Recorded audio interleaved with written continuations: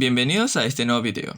En la clase de hoy hablaremos sobre la visión por ordenador, también llamado Computer Vision, que se encarga de dotar a las máquinas la capacidad para analizar imágenes, con el fin de reconocer patrones. Primero tenemos que recordar que una red neuronal está formada por varias capas, y en cada capa se van analizando los datos y obteniendo patrones. Sin embargo, la red se ajusta a los datos con que la estemos entrenando, que generalmente son idealistas o perfectos, pero cuando le presentamos un dato proveniente de la vida real, se ajustaron tanto a los datos de entrenamiento que puede tener un rendimiento menor al esperado. Por esta razón es que surgen las redes neuronales convolucionales, abreviados como CNN. Es un tipo de red neuronal que imita el funcionamiento del córtex visual del ojo humano, para detectar diferentes características en una imagen. Recordemos que nuestro cerebro, cuando vemos una imagen, detectamos primero sus patrones, luego nos formamos una imagen visual en nuestra base de conocimientos y luego decidimos de qué se trata lo que estamos viendo. Con la red neuronal convolucional ocurre de manera similar. Posee varias capas ocultas que permiten detectar líneas, curvas, gradientes, colores, que se van especializando hasta reconocer patrones más complejos. Por lo tanto, una red neuronal convolucional está formada por varias capas y que permite obtener las características espaciales, es decir, cómo se relaciona un píxel con los que tiene a su alrededor. Comenzamos con la imagen de entrada. Recordemos que una imagen es una matriz de píxeles y los píxeles tienen un valor numérico, por ejemplo, de 0 a 255, los cuales tienen que ser transformados a ceros y unos. Luego se aplican las capas de convolución, que ejecutan o multiplican cada imagen por un filtro. El filtro es otra matriz que contiene unos valores, y esos valores lo va aprendiendo la red a lo largo de cada época de entrenamiento. Estos filtros pasan por la imagen original y detectan patrones complejos. En las capas de convolución también se aplican las funciones de activación, entre ellas ReLU, la unidad rectificada lineal, la cual es 0 si el número es negativo y X si los valores son positivos. Así se van desechando de características que no son relevantes. Luego pasan por las capas de pooling, que ven las matrices de píxeles, detectan cuál es el mayor valor y ese es el que queda en la nueva matriz. Permite reducir las dimensiones y a su vez también desechar características que no son relevantes. Luego de ello, que pasamos por las capas de convolución y max pooling, que se van a alternar entre varias capas de estas, entrarán nuevamente a una red de capas totalmente conectadas, como las que vimos en clases anteriores. Una capa de entrada, otra serie de capas ocultas y una capa de salida. En la capa de salida se tiene que aplicar la función softmax cuando estamos trabajando con clasificación, para que la suma de probabilidades den como resultado 1, y la que tenga mayor valor es el resultado esperado. Pero antes de ello tenemos que aplanar esa entrada. Recordemos que las imágenes están en dos dimensiones, y a partir de las capas de convolución y max pooling van agrandando su profundidad y van disminuyendo sus dimensiones de ancho y alto, es decir, se hacen más pequeñas pero más profundas. Y este es un vector de 3 dimensiones y se tiene que disminuir a un vector unidimensional. Para eso se realiza una operación llamada flattening, donde aplanaremos la entrada, multiplicamos cada uno de sus componentes y obtenemos un vector columna de 8192 elementos, si tenemos estos valores, por ejemplo. Convertimos un vector tridimensional en un vector lineal, que es fácil de entender por la red neuronal. Pasa por una serie de neuronas, realizan las sumas y la función de activación y al final devuelven una predicción. Características espaciales.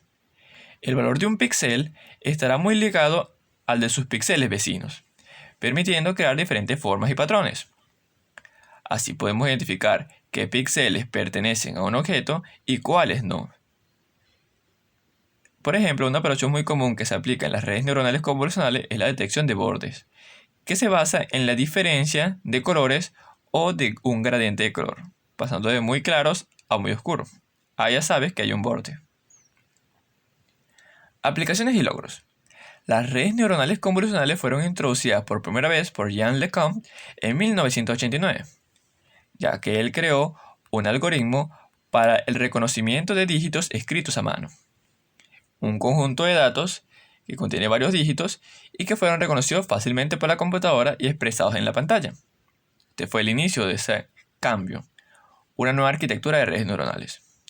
Con este tipo de redes se ha logrado clasificar imágenes, detectar qué objetos aparecen en una imagen junto con sus coordenadas, enseñar a conducir los coches autónomos a través del entorno, detectar diferentes tipos de tumores en las imágenes médicas, como pueden ver aquí. Analizan patrones y los que sean irregulares los subraya con que puede ser un tumor.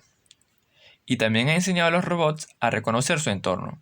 Ellos reciben datos a través de sus sensores y cámaras y las redes neuronales convolucionales le enseñan a detectar patrones. Como se dijo anteriormente, también los coches autónomos reciben datos de sus sensores y van analizando mediante sus cámaras qué son peatones, qué son calles, qué son canales y qué son aceras. Las aplicaciones comunes de las redes neuronales convolucionales o de computer vision son la clasificación, detectar si una imagen pertenece a una categoría u otra, clasificación más localización, que aparte de entender de qué se trata la imagen, decide en qué coordenadas de la foto se encuentran, la detección de objetos, separar los diferentes objetos que aparecen en una imagen. Esta misma tarea es la que realizan los coches autónomos, y la segmentación de imagen. A través de los patrones detectan qué pertenece a un objeto importante y cuáles pertenecen al fondo, por ejemplo. Este mismo algoritmo de segmentación de imagen es lo que se utiliza en los programas de videollamadas como Zoom, que reemplazan el fondo y mantienen el sujeto enfocado. Para trabajar con redes neuronales convolucionales o modelos de visión por ordenador, lo primero y lo más importante es la recolección de los datos. Primero, hay que obtener datos variados. Si tenemos una tarea, por ejemplo, de clasificar perros y gatos, tenemos que conseguir suficientes imágenes de perros y suficientes imágenes de gatos, de diferentes formas, tipos, tamaños y colores. La iluminación afecta. Cuando estés trabajando con modelos de imágenes, tienes que tomar en cuenta la iluminación. Una misma imagen puede tener diferentes significados dependiendo de la luz. Para la computadora, por ejemplo. El ángulo del objeto también afecta, así que si vas a recolectar datos, tienes que tratar de conseguir las fotos en diferentes ángulos o posiciones. Y así el modelo sabrá de que todas estas imágenes pertenecen a un mismo objeto, al igual que esta. También hay que tratar de conseguir imágenes realistas y no solo enfocarnos en las perfectas. Por ejemplo, en la misma tarea de clasificar perros y gatos, podemos encontrar fotos que tengan un fondo perfecto, unicolor, que esté el objeto centrado. Pero también tenemos que buscar imágenes que tomaríamos con nuestra cámara normal. Y por último, también hay que estar pendiente de los ataques adversarios. Enseñar a la red a detectar diferentes tipos de patrones que pueden confundirlo. Por ejemplo, a una imagen normal se pasa por una red neuronal y es clasificada como una señal de alto. Pero si se le agrega un ruido adversarial, es una especie de ruido o una serie de patrones aleatorios de píxeles para confundir a la red, se suman a la foto original, para nuestra percepción humana se ven similares, casi igual. Pero para la red neuronal puede ser mal clasificada. Y esto es una tarea que tienen que ser entrenadas este tipo de redes. Por ejemplo, confundir una señal de pare y de siga puede traer un error muy grave en un coche autónomo. También en la clase de hoy hablaremos sobre el dataset MNIST, que es aquel que se mencionó anteriormente, con un conjunto de imágenes de dígitos escritos a mano. Es uno de los conjuntos de datos más utilizados para enseñar el proceso de clasificación de imágenes. El conjunto de datos consiste en una gran cantidad de ejemplos de números escritos a mano que miden 28 por 28 píxeles y están en escala de grises. es decir, son imágenes relativamente pequeñas. Para ello tenemos que realizar un proceso anteriormente a las imágenes, llamado preprocesamiento, que se encarga de normalizar los datos. Las imágenes pueden tener diferentes formatos y colores. Por ejemplo, una imagen común puede tener 3 canales de color, rojo, verde y azul, que sería su profundidad. Tiene un ancho y un alto. Así que se tiene que, recordando que los píxeles tienen un valor entre 0 y 255, 0 para el color negro y 255 para el color blanco, y que combinados los 3 colores definen el valor de ese píxel, se tiene que realizar una transformación. Dividir el valor de entrada entre 255 y así obtendremos un valor entre 0 y 1. También debemos reescalar las imágenes para disminuir su tamaño. Existen fotos que son demasiado grandes para la red y puede llevar mucho tiempo de procesamiento, así que tiene que reducirse a unas medidas más adecuadas. La normalización de datos permite que el aprendizaje sea mucho más rápido, especialmente con el descenso del gradiente. Si las imágenes son pequeñas y normalizadas, se procesará mucho mejor.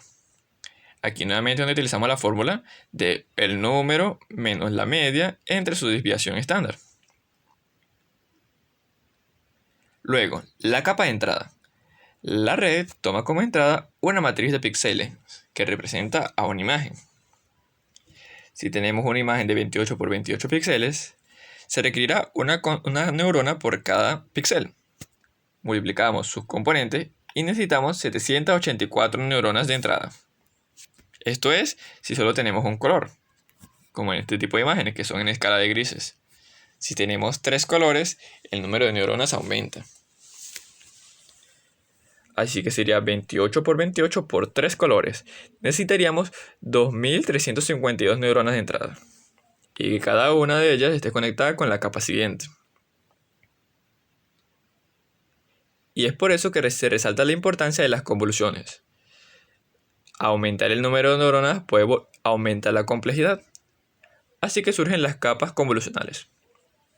Las convoluciones es una operación matemática donde vamos recorriendo una matriz de píxeles original y la vamos multiplicando por otra llamada filtro o kernel. Estos filtros generalmente miden 3×3, 5×5, 7×7, etc. Y tienen valores específicos que permiten detectar patrones en la imagen. Esta matriz se multiplicará por la otra y se obtiene el nuevo valor del píxel. Como ven, se realiza la multiplicación, se suman todos esos valores y es el nuevo valor del píxel, que se refiere al píxel central. Y los filtros determinan qué patrón queremos buscar en la imagen. Queremos buscar líneas horizontales, verticales, puntos, diagonales, gradientes o colores. Así que las capas de convolución capturan características de bajo nivel. Líneas, colores, dirección de gradiente, etc. Una vez que termina de pasar un filtro, comienza con el siguiente. Por eso se pueden aplicar 4 filtros, 16 filtros, y cada uno detecta más características de la imagen. Esto ocurre en cada capa. Mediante los filtros, la red neuronal podrá detectar diferentes características dentro de una imagen. Por ejemplo, cómo se vería la imagen normal, borroso, detectar bordes, líneas horizontales y verticales, diferencias de color. Y estos filtros no los definimos manualmente. Estos son los valores que irá aprendiendo la red neuronal en todo el proceso de entrenamiento, poco a poco para detectar patrones más complejos. Hablemos de los filtros más comunes. Por ejemplo, una matriz de unos, y si lo dividimos entre un valor, entre el número de ellos, por ejemplo son 9 píxeles, lo dividimos entre 9, podremos, si lo aplicamos en la imagen, obtendremos un efecto de desenfoque, como este. Por otro lado, existe el filtro para detectar líneas verticales. Toda una columna es negativos de unos, toda otra columna es positivos, así que cuando se realice la multiplicación, esta columna se anulará con esta y solo lo que quede en la columna central se detectará como una línea vertical. Por otra parte, tenemos el filtro para detectar líneas horizontales. Nuevamente colocamos valores positivos en la parte superior y valores negativos en la parte inferior, y cuando una línea horizontal justamente se encuentre en esta fila, se resaltará mucho más y se descartará lo que no sea línea horizontal. Estos tres filtros son ejemplos de los que aplica una red neuronal en su interior. Luego tenemos las capas de max pooling. Recordemos que tenemos que reducir esas dimensiones de la imagen y quedarnos con las características que nos sean relevantes. Para reducir la dimensión espacial, aplicamos una capa conocida como max pooling.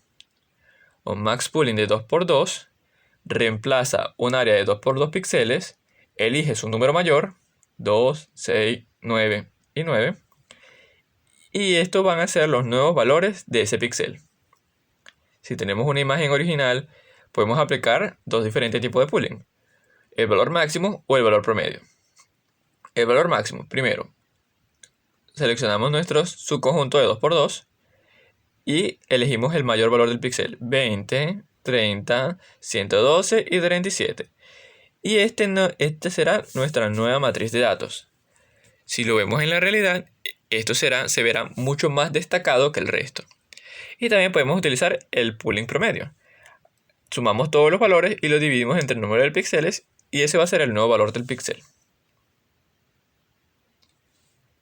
El max pooling evita lo que se conoce como sobreajuste, que la red se entrene demasiado con los datos y que después no aprenda patrones en los datos de prueba. Así que la red se concentre en información más relevante de la imagen, mientras que los detalles irrelevantes se descartan. Y aquí también es donde vienen las funciones de activación. Por ejemplo, la función relo. Introduce no linealidades en la red y hace que los píxeles negativos se conviertan en cero. Por ejemplo, aquí tenemos una imagen de características. Esto es lo que va analizando una red neuronal en cada capa. Los píxeles que son negros son negativos y los que son blancos son positivos. Luego de pasar por la función de activación relo, que dice que son negativos valen 0 y son positivos valen x, removeremos todas esas características irrelevantes de la imagen. Hemos quitado los píxeles negativos y solo nos quedamos con aquellos que son positivos. Y esta mapa de características pasará a la siguiente capa. Por lo tanto, a nuestra imagen de entrada irán pasando muchos filtros y cada filtro detecta un mapa de características. Primero son simples, pero después se van volviendo mucho más complejos. Esto es lo que va aprendiendo una red neuronal. Lo fascinante de este tipo de redes es que es secuencial y jerárquica. La salida de una entrada alimentará a la siguiente. Y así se detectarán patrones cada vez más complicados o más abstractos. Los primeros filtros son básicos y luego van detectando patrones más complejos. Por ejemplo, esta es la convolución 1, 2, 3, 4. Y así detectan lo que puede ser un gato o no. Aquí pueden ver, miren, se resaltan mayormente los ojos. Así que para cada capa de convolución reducimos la dimensión espacial, mientras aumentamos la profundidad del mapa de características. Esta es una imagen creada por Jonathan Hui, que muestra cómo es la arquitectura de una red neuronal convolucional. Pasamos una imagen de entrada de 128 por 128 píxeles y de 3 canales, rojo, verde y azul. Luego de pasar por la primera capa, se convierte en 64 por 64, pero su profundidad aumenta. Luego, las dimensiones cada vez se van haciendo más pequeñas, pero su profundidad más larga. Esto es el mapa de características. Una imagen de 2×2 y que tiene 1024 mapas de características. La imagen es sumamente fácil de procesar y tiene la suficiente información para que la red aprenda. Para trabajar con redes neuronales convolucionales y el procesamiento de imágenes, utilizaremos una biblioteca de código abierto llamada OpenCV, Open Computer Vision.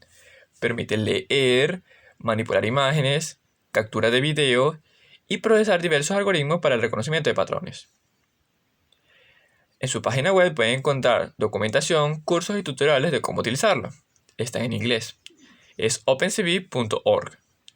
Una vez que entres ahí, pueden encontrar la sección de descargas y pueden descargar su propia versión en su computadora. pueden ir a esta página de SourceForge, descargan la última versión, y si usan GitHub, pueden ir al siguiente link, clonar el repositorio e instalarlo en su dispositivo. Lo más importante luego de descargarlo es crear una variable de entorno para que la computadora sepa en qué carpeta se encuentra. Lo descargan, lo instalan. Y luego, si están usando la consola de comandos, pueden escribir lo siguiente. Acá hay diferentes comandos dependiendo del tipo de versión de Visual Studio y si es 32 o 64 bits. Eso lo pueden ver en las propiedades de su computadora. Van a asignar set la variable OpenCV Direction o Directory, en qué carpeta se encuentra OpenCV, y luego ponen un espacio y la ruta donde se encuentra el archivo que han instalado. Puede ser x86 si es 32 bits o x64 si es 64 bits. Escriben este comando, lo instalan y escriben este comando y ya estarán listos para utilizar OpenCV. Por otra parte, también pueden utilizar Google Colab, que ya tiene incluida esa biblioteca y no tendrán que instalar nada. Aquí les muestro un ejemplo de captura de video con OpenCV. ¿Por qué de video? Porque necesitamos procesamiento en tiempo real. Así que lo primero que tenemos que hacer es importar la biblioteca import CV2 Computer Vision 2. Luego creamos un objeto llamado captura igual a CV2.videoCapture y el 0 indica el número de webcam. Por ejemplo, toma fotos desde la webcam 0. Y aquí hacemos un ciclo infinito. Siempre que sea verdadero, vas a guardar la variable éxito y frame, que es la foto actual, de lo que detecta el video. Si el éxito es verdadero, si en realidad se está grabando la imagen, vas a mostrar esa imagen en la pantalla con CV2 im show, mostrar imagen. Este es el título y esta es la foto que vamos a mostrar. Generalmente tenemos que salir de ese ciclo. Así que si presionamos la tecla Q, que es esta línea de código, este es el código de la letra en hexadecimal o el código en lenguaje natural. Si presionamos la letra Q, saldremos del ciclo con break. Y si esto no es exitoso, también es falso. Si no se pudo grabar la imagen, también saldrá del ciclo. Luego se tiene que liberar el objeto de captura de video con cap.release para que se borre todo eso de memoria, de la memoria RAM. Y luego cerrar todas las pestañas o ventanas. Destroy all windows. Y este es el código básico para realizar una captura de video y lo pueden probar desde su computadora con Visual Studio Code. También los modelos de visión por ordenador o del análisis de imágenes los podemos utilizar en JavaScript con TensorFlow.js. TensorFlow.js es una serie de bibliotecas de TensorFlow que tiene modelos preentrenados y diferentes tipos de capas para que podamos crear fácilmente modelos de inteligencia artificial. Lo único que tienen que hacer es colocar esta línea de código en el HTML, es un script que busca en los servidores de TensorFlow la versión más actual. Y en este tipo de modelo también utilizaremos las funciones de fit para entrenar, compile para compilar y predict para predecir. Por ejemplo, crea tu primer modelo con TensorFlow.js. Este se encarga de clasificar una imagen. Importamos la biblioteca de TensorFlow.js, tf.js, y un modelo preentrenado llamado MobileNet de TensorFlow-models, modelos preentrenados. Creamos un div que tiene el ID console, colocamos una imagen que tiene el ID img y le colocamos un link, un ancho y un alto. Y luego lo vinculamos a un archivo JavaScript index.js. Esto se encargará de la inteligencia artificial y aquí es donde crearemos el código. Así que en el código de JavaScript pueden hacer lo siguiente. Crean una variable llamada net o network, red neuronal, y creamos una función llamada app. Colocamos llave de apertura y llave de cierre y colocamos, por ejemplo, un console log, imprimir en pantalla, cargando modelo MobileNet. para cargar el modelo, lo guardamos en la variable. Como es una función asíncrona, tenemos que colocar una wait para que espere a que este modelo se cargue. mobilenet.load. Una vez que se cargue, se guardará en la variable net y va a decir modelo cargado exitosamente. Y luego van a hacer una predicción a través de la imagen. Con document getElementById obtenemos el elemento que pertenece a este ID IMG, que es lo que queramos anteriormente, que tenga ID IMG. Y luego el resultado va a ser await net.classify. Clasifica el elemento imagen. Todo lo que está aquí en este elemento imagen se va a clasificar y se va a guardar en el resultado. Y luego con console.log.result veremos el resultado de la predicción. Este tipo de modelo devuelve un array o matriz de predicciones. Y la que sea mayor va a ser el resultado. Así que le vas a devolver una clase y una probabilidad. Y luego ejecutamos con la función, la llamamos app, paréntesis, punto y coma. Todo este código JavaScript junto con el HTML permitirá un modelo sencillo de clasificación de imagen. Y si ustedes cambian la imagen, también la pueden clasificar. También pueden utilizar la webcam con TensorFlow.js. Crean una etiqueta vídeo con autoplay, le colocan un ID, un ancho y un alto. Y luego crean un archivo index.js y agregan la siguiente línea de código. Document getElementById webcam. Y así obtenemos este elemento video. Y luego creamos el siguiente código JavaScript que es similar al anterior. Cargamos el modelo con .load, va a decir cargado exitosamente. Y vamos a utilizar la siguiente función. TensorFlow.tf.data.webcam. Va a recopilar datos desde la webcam. Colocamos entre paréntesis el webcam element, que es el elemento vídeo que habíamos creado. Mientras sea verdadero, vamos a hacer lo siguiente. Webcam.capture. Esto puede tardar un poco. Aquí se utiliza el await para que espere. Es una función asíncrona. Y luego esperamos el resultado con net.classify. Imagen va a ser lo que capture la webcam. Y luego la clasificación se va a realizar sobre esa imagen. Y les va a imprimir en tiempo real qué es lo que estás viendo a través de la webcam, a través de este modelo preentrenado llamado MobileNet. Así que para mostrarlo en pantalla colocamos un document getElementById console, que era un div que habíamos creado vacío, y su texto interno innerText va a ser igual a predicción, colocamos el signo de dólar para colocar una variable, resultado 0, .className.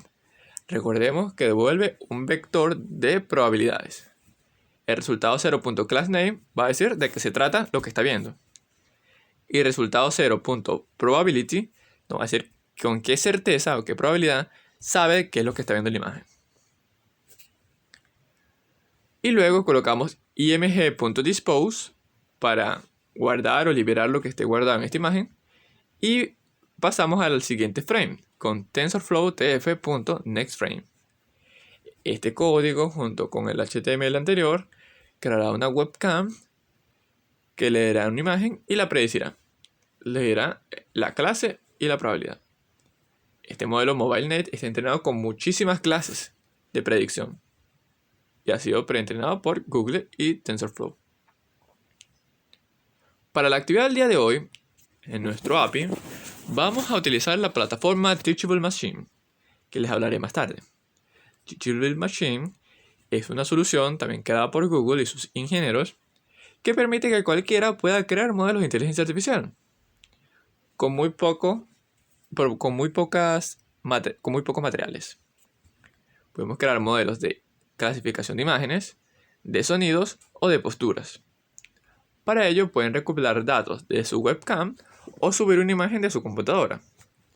Crean el modelo, las capas, las neuronas, que serían sus datos de entrada, qué clase quieren predecir, por ejemplo, perros, gatos, objetos, y luego entrenan el modelo y la página se encargará de hacer el resto. Para sonidos, ustedes prenderán su micrófono, grabarán varios segmentos de audio para una clase, luego graban varios otros segmentos para otra clase, por ejemplo, uno que diga sí y uno que diga no. La red lo analizará y aprenderá a distinguir dos categorías. Y para poses, el modelo aprende en tiempo real qué posición tienen en pantalla. Eso es lo que haremos el día de hoy. Gracias, espero que les haya gustado esta clase.